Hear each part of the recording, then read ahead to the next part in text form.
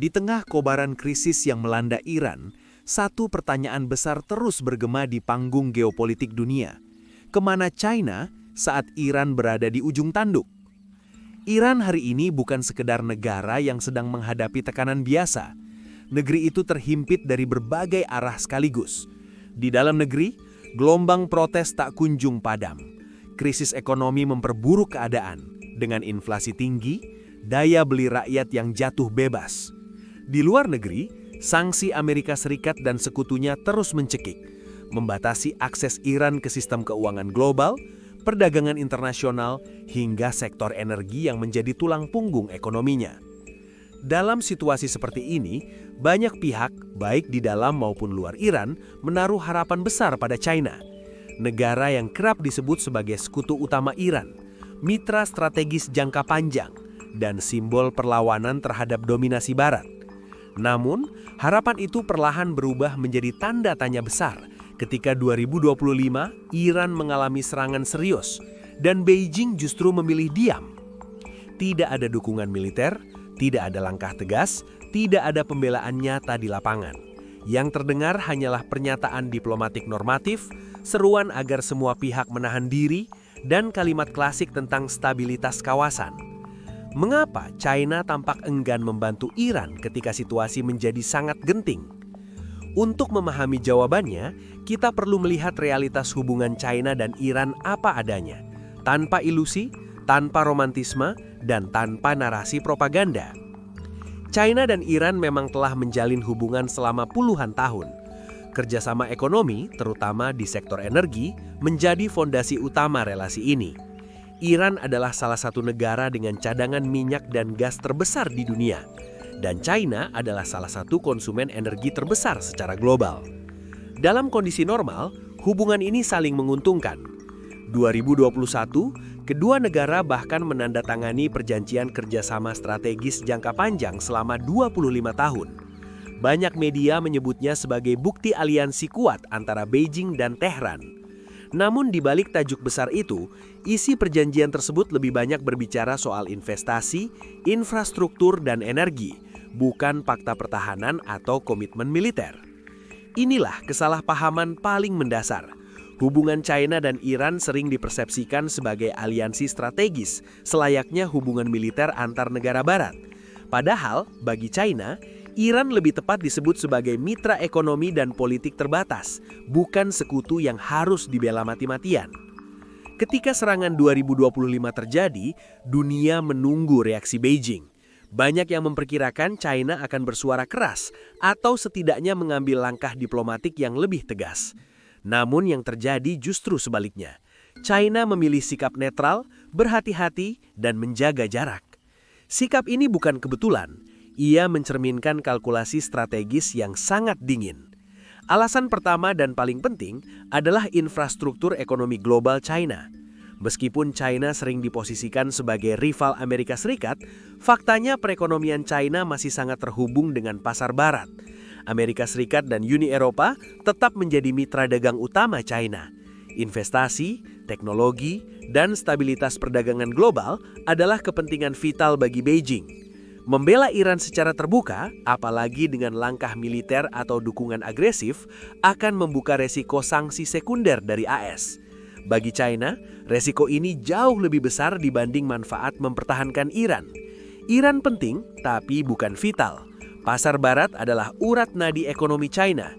China tidak mau mempertaruhkan stabilitas ekonominya demi satu negara yang secara global sudah terisolasi. Alasan kedua adalah prinsip politik luar negeri China yang sangat konsisten, non-intervensi.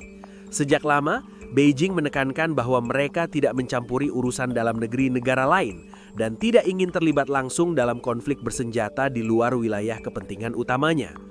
Prinsip ini bukan sekedar slogan moral, melainkan strategi.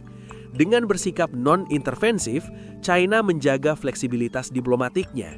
Ia bisa berbicara dengan semua pihak, tidak terikat dalam konflik, dan memposisikan diri sebagai kekuatan penyeimbang, bukan aktor perang. Membela Iran secara langsung akan menghancurkan citra ini dan menyeret China ke konflik Timur Tengah yang penuh ketidakpastian.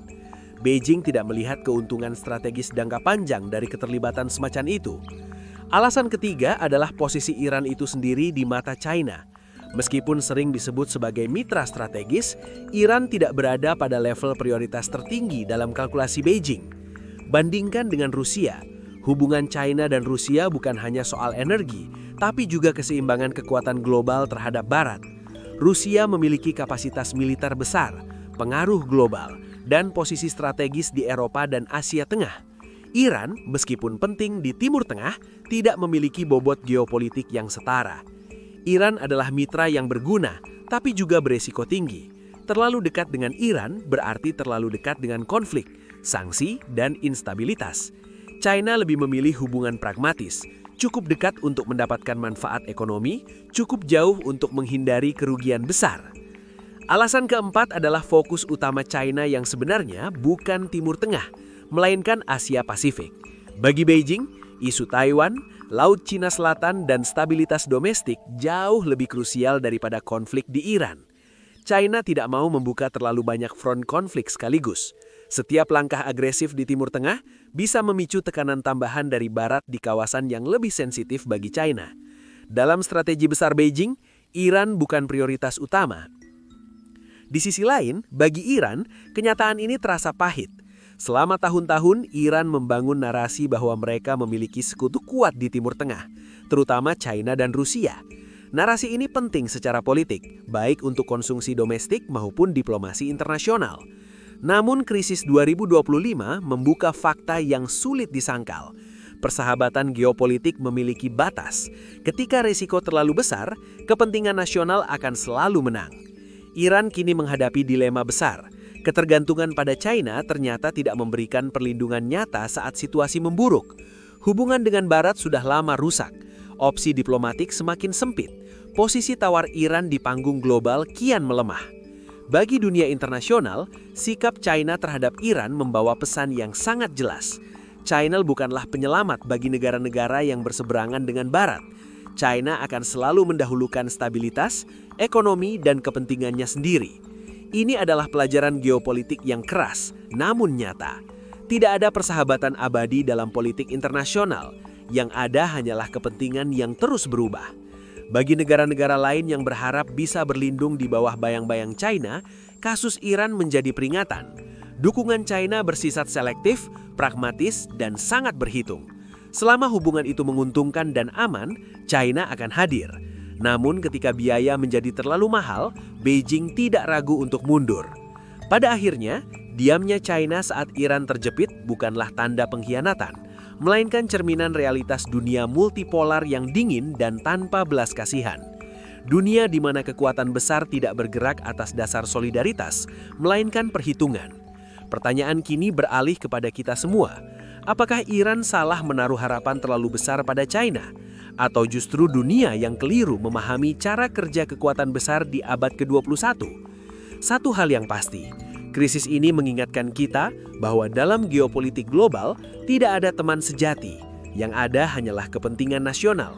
Dan ketika kepentingan itu terancam, bahkan persahabatan paling strategis pun bisa berhenti di batas kata-kata.